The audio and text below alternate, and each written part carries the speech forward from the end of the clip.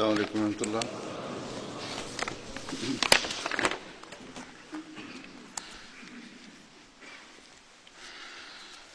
أشهد أن لا إله إلا الله وحده لا شريك له وأشهد أن محمدا عبده ورسوله أما بعد فأعوذ بالله من الشيطان الرجيم بسم الله الرحمن الرحيم الحمد لله رب العالمين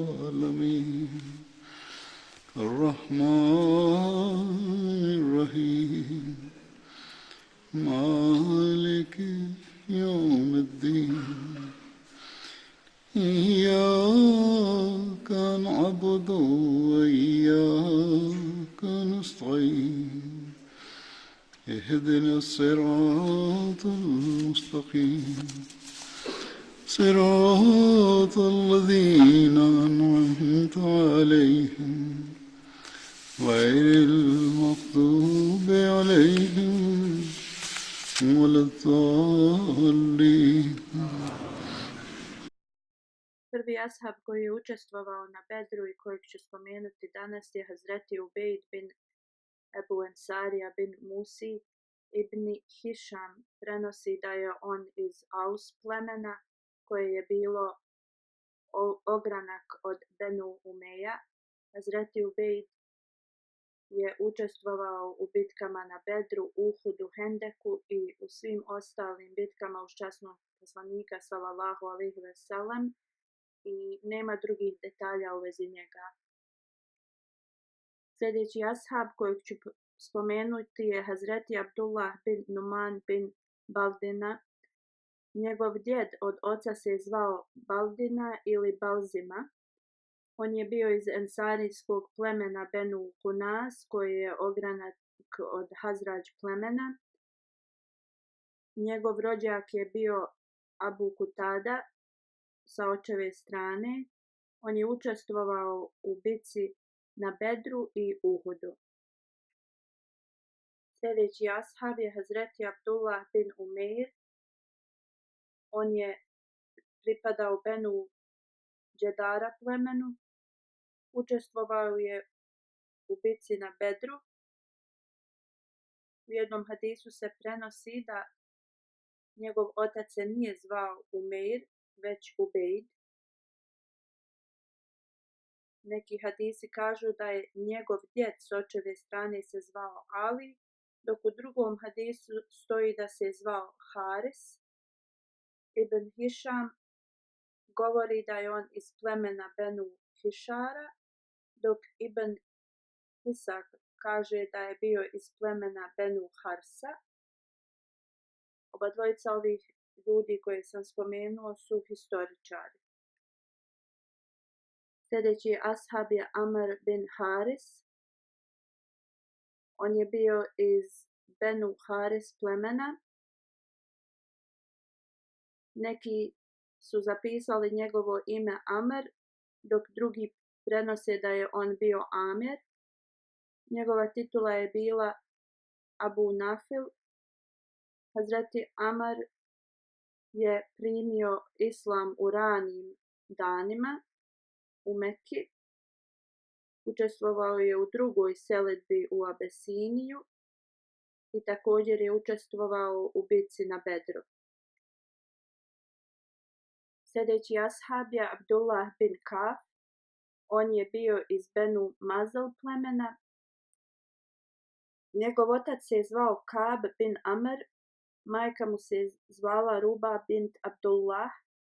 On je imao sina po imenu Kab od supruge Zubejda bint Aus.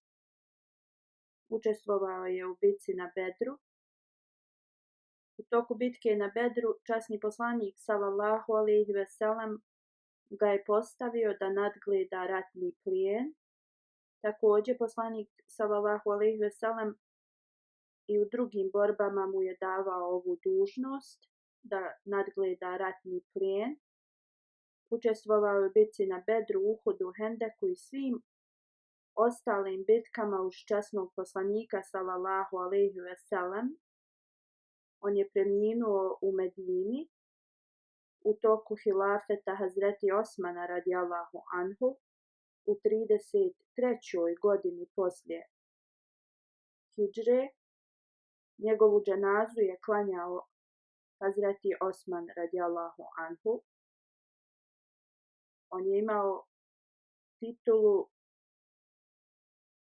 Ebu Jahja. Sljedeći ashab je Abdullah bin Kejs.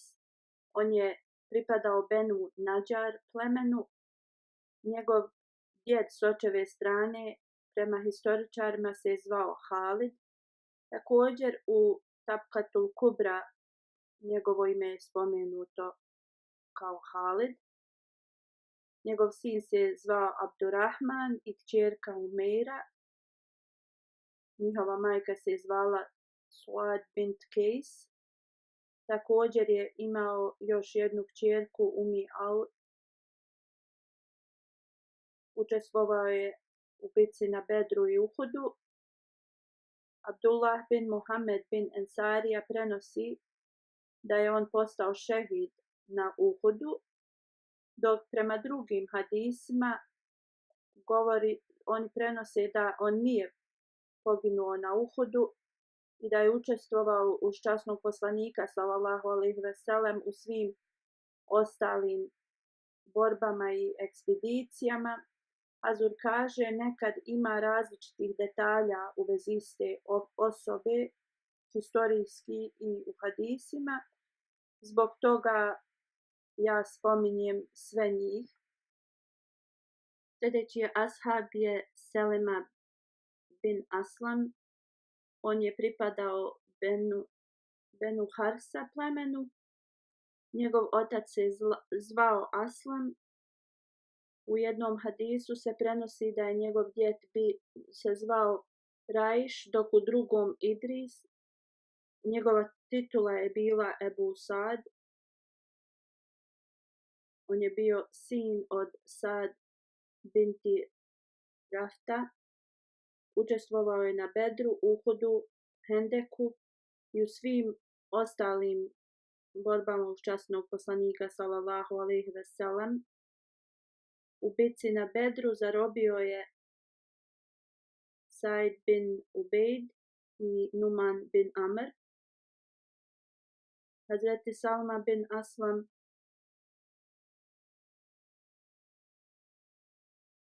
je učestvovao u bitci Džišr u vrijeme halife Omera radijallahu anhu i rečeno je da je tu postao šehid. Ta bitka je bila na rijeci Eufrat. Detalje o ovoj borbi sam već spomenuo. To je bila velika borba između muslimana i Irančana ili Perzije. Borba se zvala Džišr radi mosta koji je prelazio rijeku.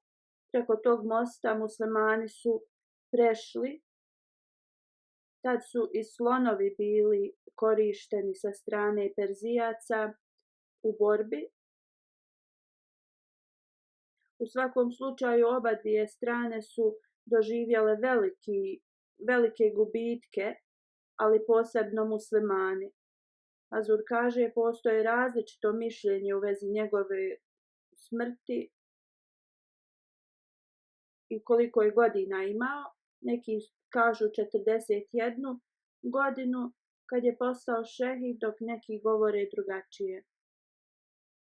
Sirat Harabija, koja je poznata knjiga u vezi biografija o bitci na Bedru, spomenuto je kao dokaz istinitosti časnog poslanika sallallahu alejhi ve sellem ili kao neko čudo u vezi poslanika sallallahu alejhi ve sellem, da mač od Hazreti Selema se slomio i tad mu je časni poslanik sallallahu alejhi ve sellem dao granu od drveta ili neki predmet da se bori sa njom. Kad mu je to časni poslanik sallallahu alejhi ve sellem dao, taj predmet je postao kao mač koji je on uvijek držao kod sebe. Prema Šera Zurkaniju i Dilaja Nabuvat, na dan Bedra Hazreti Selma bin Aslan je slomio svoj mač i ostao je bez išta u rukama, nije imao nikakvo drugo oružje. Časni poslanik sallallahu alejhi ve sellem mu je dao neki predmet da se bori sa tim. To se pretvorilo u uspješan mač koji je on čuvao sa sobom do bitke na Džišer. Hazur kaže, njemu je bio dat neki štap, ali se pretvorio u mač.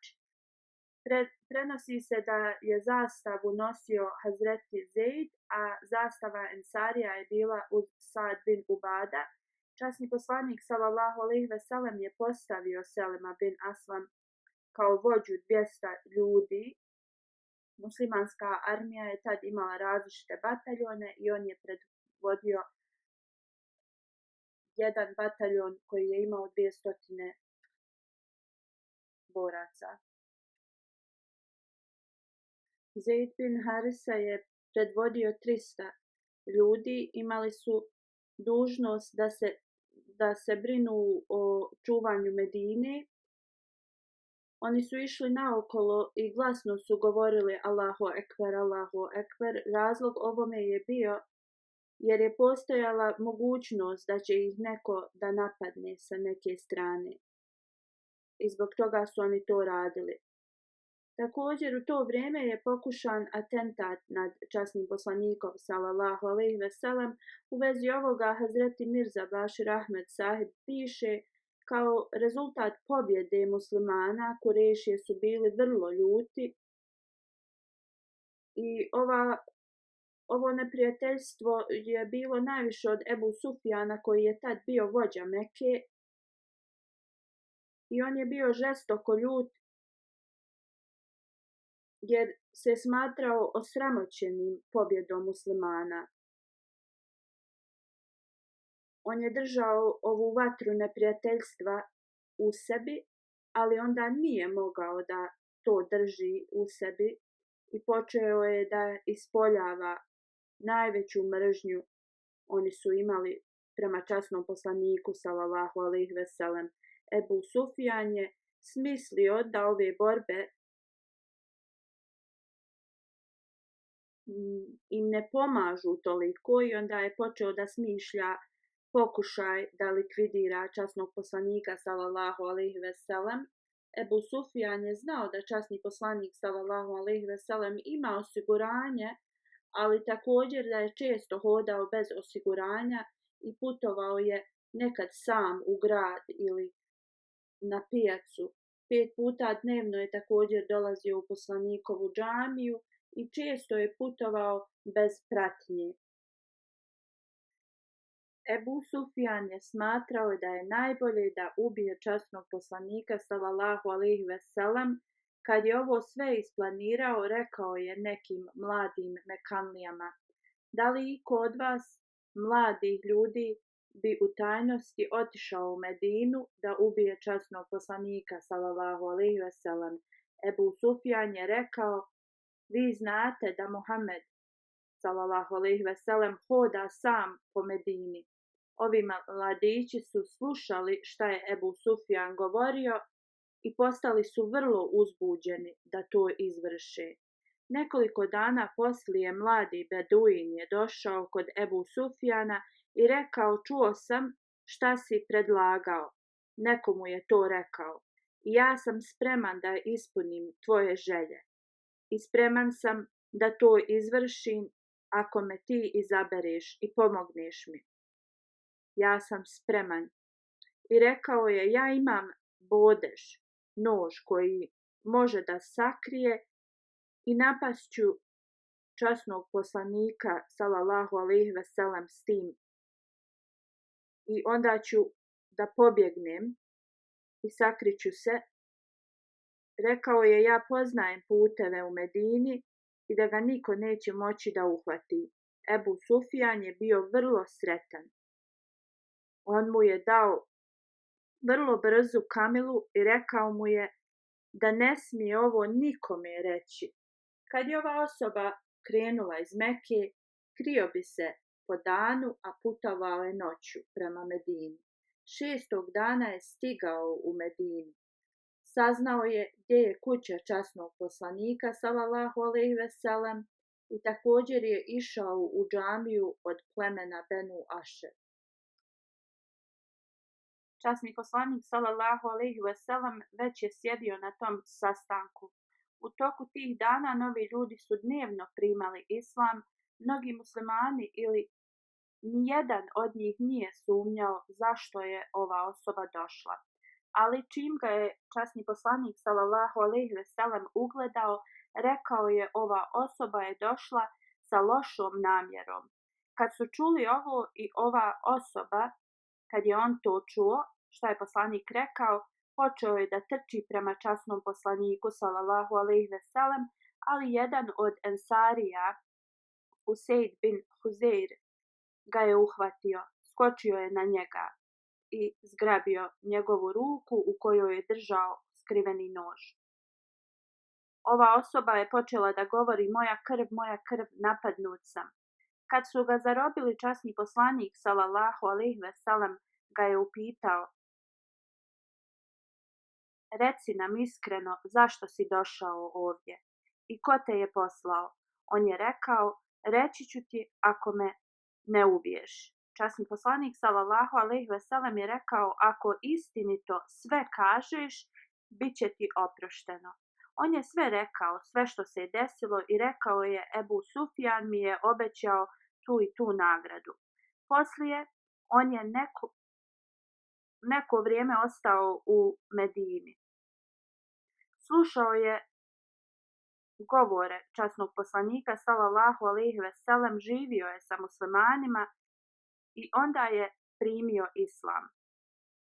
Ovaj pokušaj Ebu Sufjana da ubije časnog poslanika sallallahu alejhi ve sellem značilo je da muslimani moraju da drže pažnju na ljudima iz Mekke. Morali su da saznaju šta oni tajno planiraju, jer su oni planirali mnoga zla prema muslimanima. Onda je časni poslanik sallallahu alejhi ve sellem poslao dvojicu njegovih ashaba, Amr bin Umeja, Zamri i Selma bin Aslam, u vezi kojeg sad govorimo. Časni poslanik sallallahu alejhi ve sellem ih je poslao prema Meki da izviđaju šta Mekanlije rade.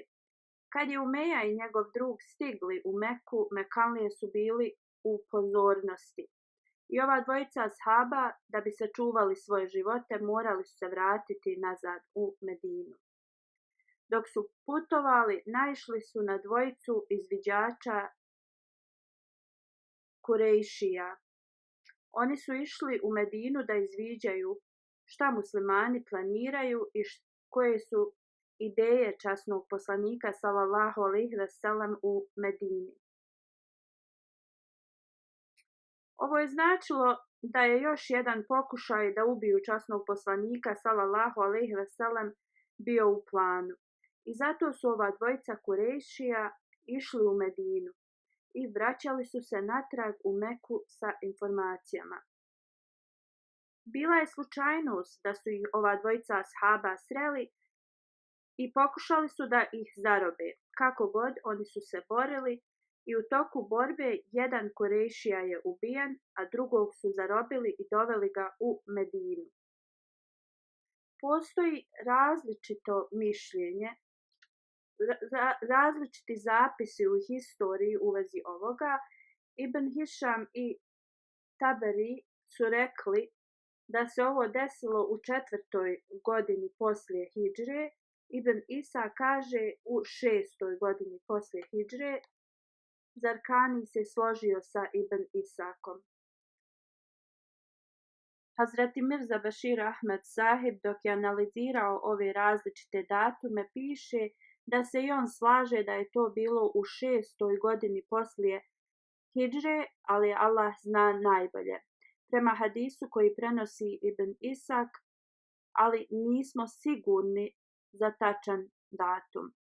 U toku ugovora na Hudejbiji, Hazreti Salma bin Aslam je spomenut na sljedeći način. Hazreti Umi Amara prenosi da na dan ugovora na Hudejbiji gledala sam u časnog poslanika sallallahu alejhi ve sellem kad je sjeo. Hazreti Ubad bin Bišr i Hazreti Selema bin Aslam. Oba dvojica su nosili štit i stražarili su pored časnog poslanika sallallahu alejhi ve sellem. Tad je kurejšijski vođa Suhejl bin Amr podigao svoj glas. Oba dvojica ovih stražara, ashaba časnog poslanika sallallahu alejhi ve sellem, su mu rekli: ne diži glas ispred časnog poslanika sallallahu alejhi ve sellem. Kontroliši svoj glas u prisustvu časnog poslanika sallallahu alejhi ve sellem. Ovo nam govori o njegovoj specijalnoj službi u to vrijeme. Sljedeći ashab je Hazreti Ukba bin Usman. Njegova majka se zvala Umi Džehmil bint Ukba. On je iz ensarijskog plemena Benu Zurejk. Hazreti Ukba je učestvovao u bici na Bedru i Uhudu sa svojim bratom Hazreti Sad bin Usman.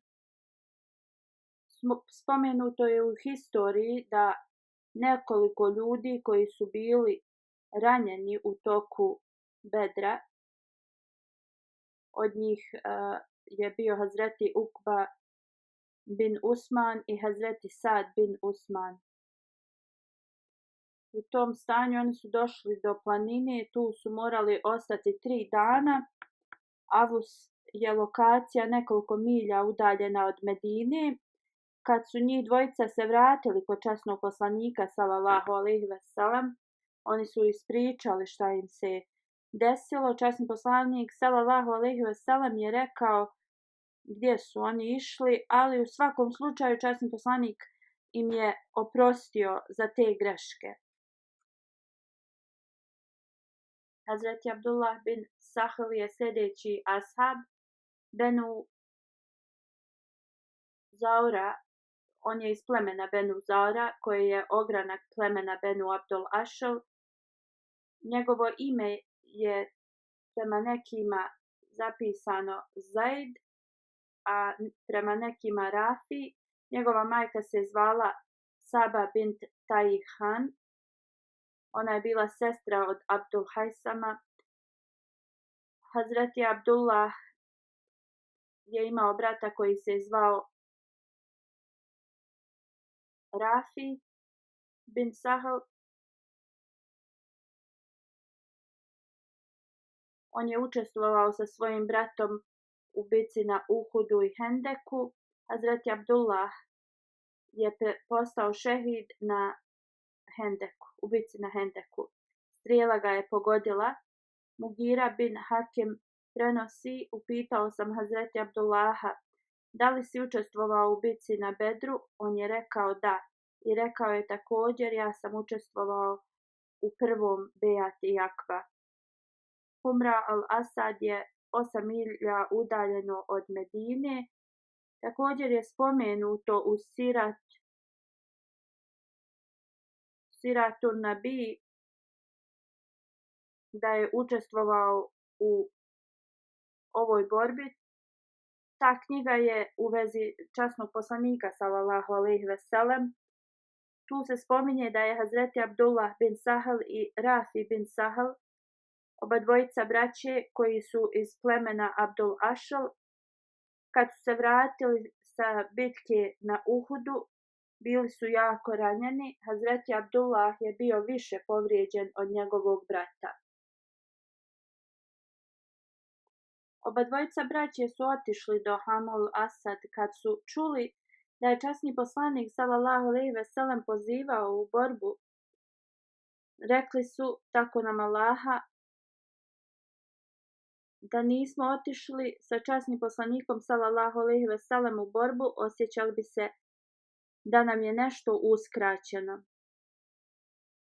Oni su bili puno ranjeni, ali njihova žar da učestvuju je bila velika. Rekli su tako nam Allaha, nemamo sredstva da putujemo, niti znamo kako ćemo da ispunimo ovu dužnost. Hazreti Abdullah je rekao svom bratu, kreni, ići ćemo pješke do mjesta bitke.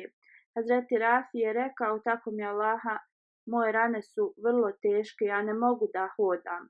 Njegov brat je rekao, hodat ćemo polahko i ići ćemo prema mjestu gdje je časni poslanik sallallahu alejhi ve sellem boravio. Obadvojica su hodali sa velikim poteškoćama. Nekad bi Hazreti Abdullah nosio svog brata na leđima, a nekad bi on i hodao sam. Obadvojica su bili ranjeni, ali koji je god se osjećao bolje, on bi nosio svog drugog brata. I išli su prema časnom poslaniku. Zato što su bili vrlo iscrpljeni, nekad nisu mogli ni da hodaju. Stigli su kod časnog poslanika, sallallahu alejhi ve sellem, malo prije jacije namaza. Ashabi su tad palili vatru, bila je noć. Obadvojica su bili dovedeni kod časnog poslanika, sallallahu alejhi ve sellem. To veče Hazreti Abad bin Bišr je bio u osiguranju časnog poslanika, sallallahu alejhi ve sellem. Poslanik sallallahu alejhi ve sellem ih je pitao, šta vas je zaustavilo? Oni su onda ispričali sve što se desilo. Časni poslanik sallallahu alejhi ve sellem je molio da im Allah podari zdravlje i rekao je, ako oba dvojica živite da doživite starost, vidjet ćete da ćete imati konje, kamile i druga sredstva da možete da putujete. Sad ste došli pješke, sa velikom mukom, ali ako budete živjeli, vidjet ćete da ćete imati sve ove potrebe. Ali je dodao, taj put neće biti kao ovaj sad koji ste prešli, jer ste putovali sa velikom mukom i naporom. Vi ćete dobiti velike blagoslove za ovo. Borba Hamraul Asad. Kakva je to bila borba? I da su ovi ljudi došli sa časnim poslanikom sallallahu alejhi ve sellem. Neki detalji su spomenuti od Hazreti Mirza Bashir Ahmed Saheb poslije bitke na Uhudu. Veliki strah muslimani su imali, iako Kurešije, njihova armija, su otišli natrag u Meku. Muslimani su imali strah da će oni da se vrate i da ih napadnu. Izgledalo je da Mekanlije odlaze, jer su pobjedili i da oni idu u Meku, ali su se muslimani bojali da to nije bila samo jedna od njihovih spletki i da će se vratiti ponovo da napadnu. Muslimani su se bojali da će Mekanlije radi njihove pobjede na Uhudu da napadnu Medinu. Tako su postavili izvidnice i poduzeli su mjere sigurnosti. Ashabi su čuvali kuću časnog poslanika sallallahu alejhi ve sellem i ujutro prije sabah namaza časni poslanik sallallahu alejhi ve sellem je dobio vijesti da armija od Kurejšija se zaustavila nekoliko milja udaljeno od Medine. Vođe Mekke su vodile debatu da li bi trebali da napadnu Medinu. I onda su prigovarali jedni drugima, govoreći niti smo ubili časnog poslanika, niti smo uzeli njihove žene, niti njihovo bogatstvo.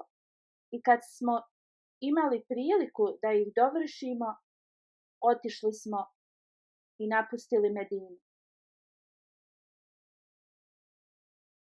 Sada oni su se mogli oporaviti i ovo nam je šansa da se vratimo u Medinu i iskoristimo je.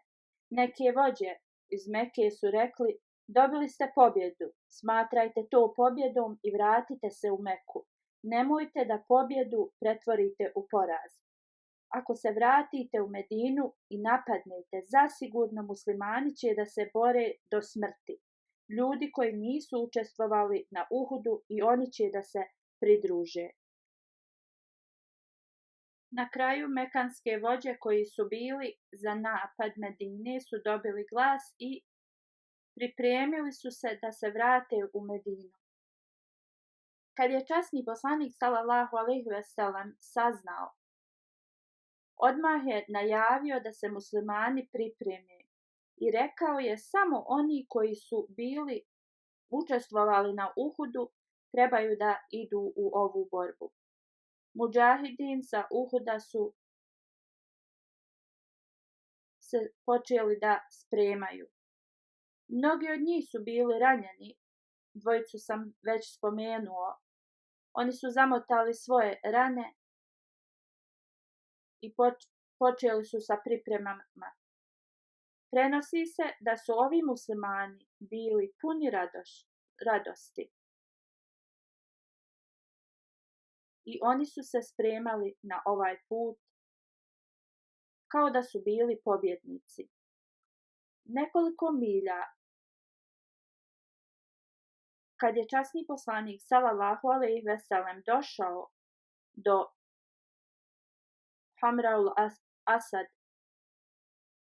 tu su našli dva tijela od muslimana. Oni su prepoznali da su ovo bila dvojica izviđača časnog poslanika sallallahu alejhi ve sellem koje je on poslao iza Kurejšija na izvidnicu, ali su ih Kurejšije ubili. Časni poslanik sallallahu alejhi ve sellem je naredio da se iskopa mezar i da se ova dvojica šehida tu ukopaju. Tada je pala i noć i poslanik sallallahu alejhi ve sellem je odlučio da kampuju u tom mjestu. On im je rekao da zapale vatre svuda okolo kampa i na velikoj razdaljini. 500 vatri je zapaljeno na tom mjestu. Ovo je učinilo da ljudi koji su gledali izdaleka pomisle da je ovo bio ogroman kamp sa ogromnom vojskom. Vođa od plemena Kazah, koji se zvao Mabad, je došao kod časnog poslanika sallallahu alejhi ve sellem i izrazio mu je njegovu saućut radi Uhuda.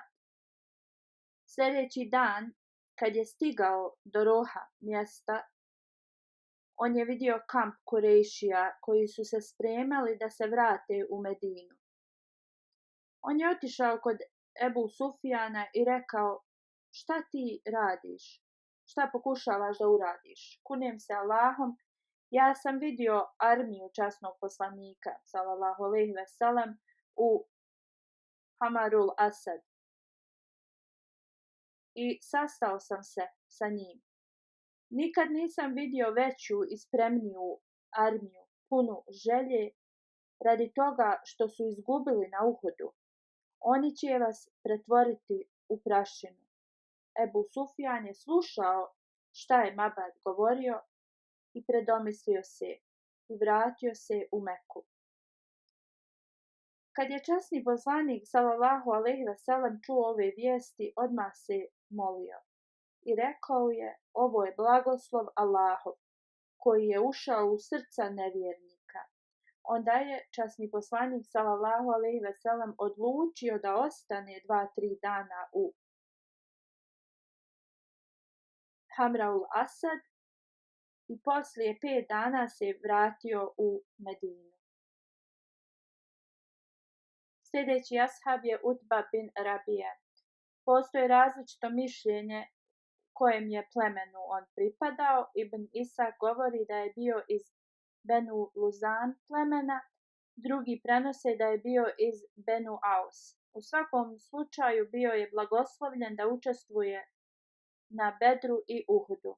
Alama ibn Hajar Skalani prenosi u bitci Jermuk.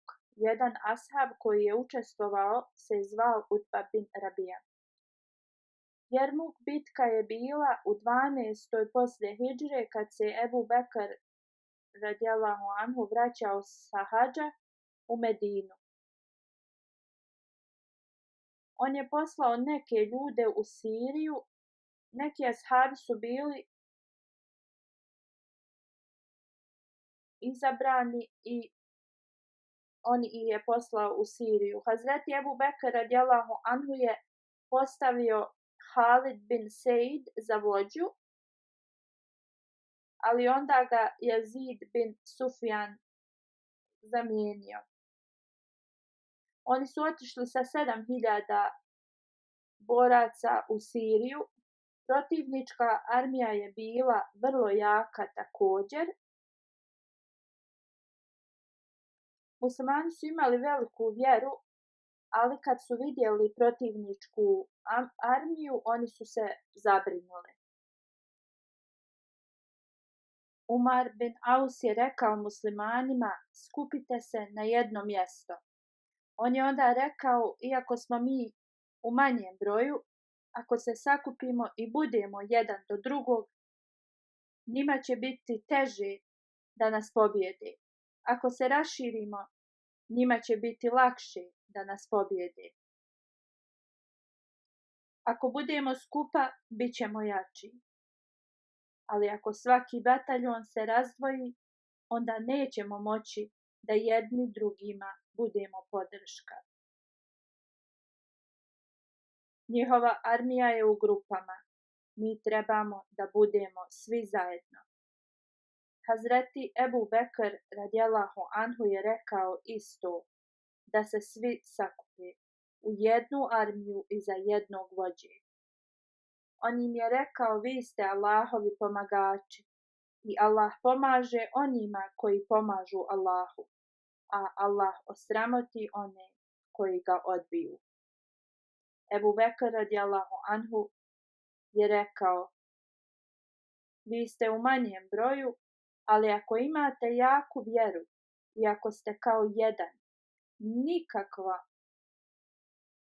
vam armija neće nauditi, jer vi se borite na Allahovom putu. Ako postanete griješnici i prekršite pravila, onda ćete nestati, ali se ne plašite armije koja je u većem broju od vas. I da ste 10.000 ili više, ako griješite, onda ćete nestati. Zato oslobodite se grijeha i postanite kao jedno tijelo. Ujedinite se na Jermuku i budite zajedno.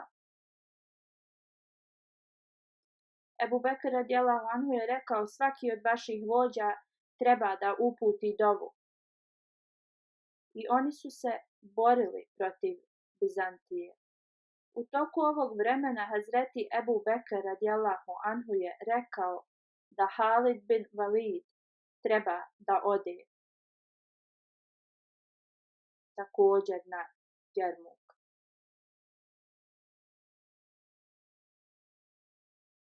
U to vrijeme on je bio guverner u Iraku.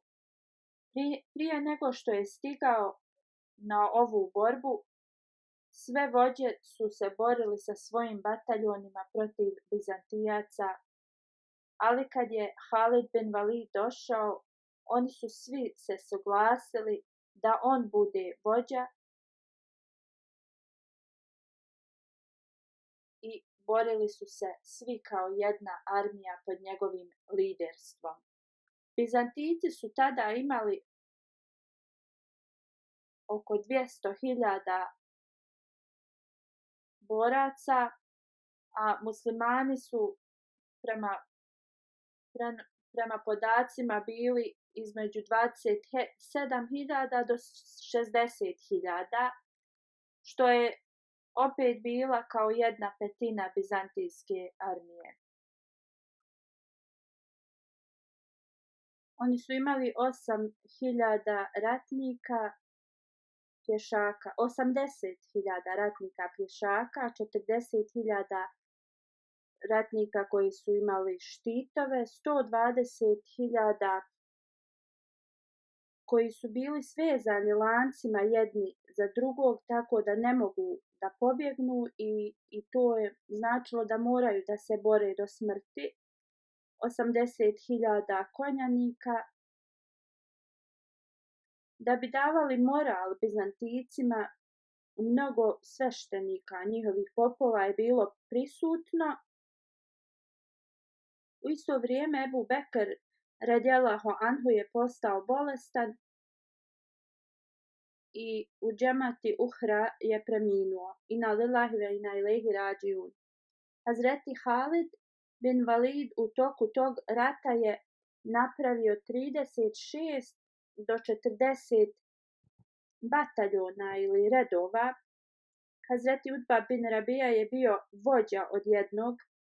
Hazreti Halid bin Walid im je rekao, iako su oni veći u broju, na način na koji smo se mi poredali i strategiju koju ćemo da koristimo, rekao je da muslimani imaju prednost.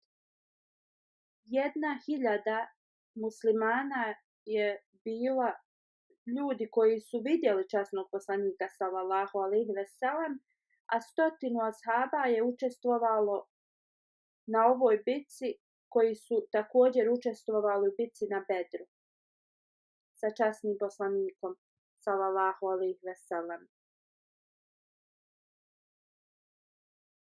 Izaslanik iz Medine je došao i donio je vijesti da je sve u redu u Medini, ali je također donio vijest o smrti Hazreti Ebu Bekra radijallahu anhu. On je donio vijest Hazreti Halidu bin Walidu, u tajnosti mu je rekao u vezi smrti Ebu Bekra radijallahu anhu. Hazreti Halid je pitao da li on rekao to vojnicima, on je rekao ne, samo sam im rekao da je sve u redu u Medini.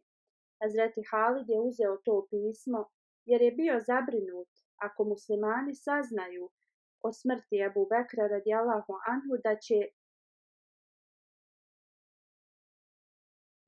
da se oni neće boriti na isti način sa žarom da pobjede. Muslimani su bili spremni i borba je započela. Borili su se sve do noći sa Bizanticima. Onda su Bizantici počeli da bježe. 100.000 nevjernika je poginulo, a 3.000 muslimana. Ikrama Ebu Džehel je također poginuo tad. Kad je Kajser saznao, odmah se povukao i napustio je to mjesto. Poslije pobjede na Jermuku, islam se raširio u cijeloj Siriji i drugim mjestima. Hazur kaže, ovo su ashabi koje sam planirao da spomenem danas. Sljedeći put ću da govorim poslije Ramazana u vezi ashaba, pošto Ramazan počinje sljedeće sedmice. Hazur kaže, poslije džuma namaza klanjat ću dženazu u odsustvu sahibzadi Sabiha begum sahiba. Ona je bila unuka od Hazreti Mirza Bashir Ahmed saheb, a on je bio sin obećanog Mesija alejhi selama. Ona je bila najstarija kćerka od kćerke Hazreti Mirza Bashir Ahmed sahib. Bila je supruga od Hazreti Mirza Anvar sahib. On je bio sin od drugog halife. Preminula je u Tahir Hart bolnici u Rabbi. Inna lillahi wa inna ilaihi rađiun. Hazur kaže, ona je bila moja tetka sa majkine strane. Hazret Mirza Bashir Ahmed sahib, kao što sam već rekao, ona je bila unuka od njegova unuka od najstarije kćerke. Hazreti Amadžan, supruga obećanog Mesije alejhi selama, je prisustvovala na njenom vjenčanju i to je bilo zadnje vjenčanje kojem je ona prisustvovala u njihovoj porodici. Ona je bila najstarija sestra od supruge od 4. halife, od Hazreti Asiba Begum. Ona ostavlja iza sebe 3 brata i 1 sestru. Njena sestra Anisa Fozija Sahiba piše: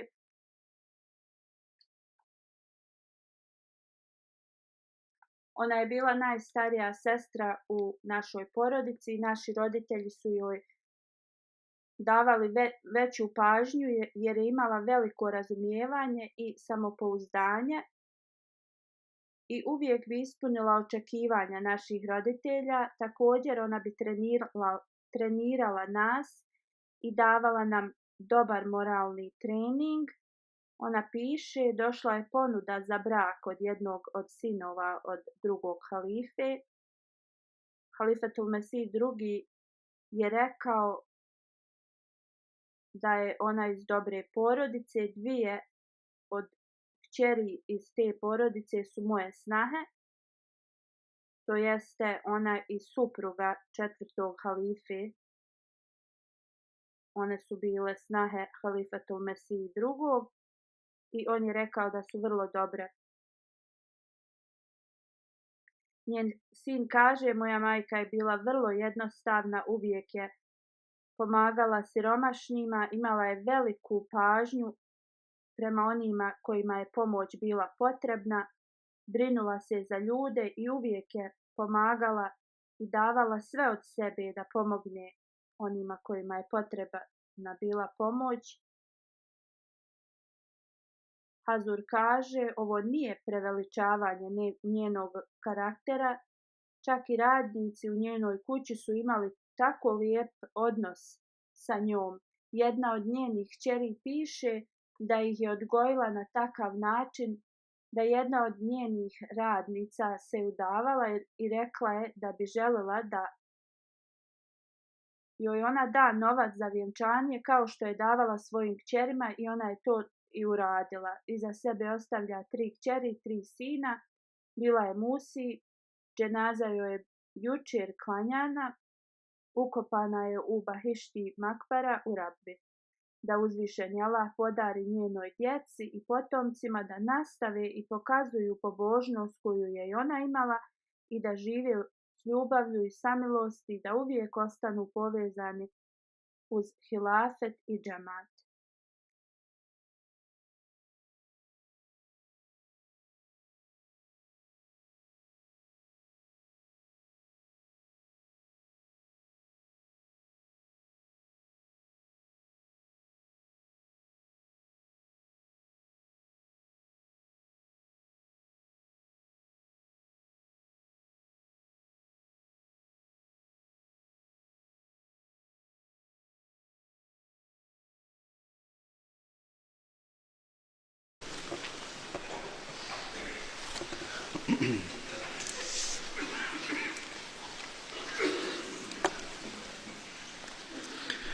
الحمد لله نحمده ونستعينه ونستغفره ونؤمن به ونتوكل عليه ونعوذ بالله من شرور أنفسنا ومن سيئات أعمالنا من يهده الله فلا مضل له ومن يضلله فلا هادي له ونشهد أن لا إله إلا الله ونشهد أن محمدا عبده ورسوله عباد الله رحمكم الله إن الله يأمر بالعدل والإحسان وإيتاء ذي القربى وينهى عن الفحشاء والمنكر والبغي يعظكم لعلكم تذكرون اذكروا الله يذكركم وادعوه يستجب لكم ولذكر الله أكبر.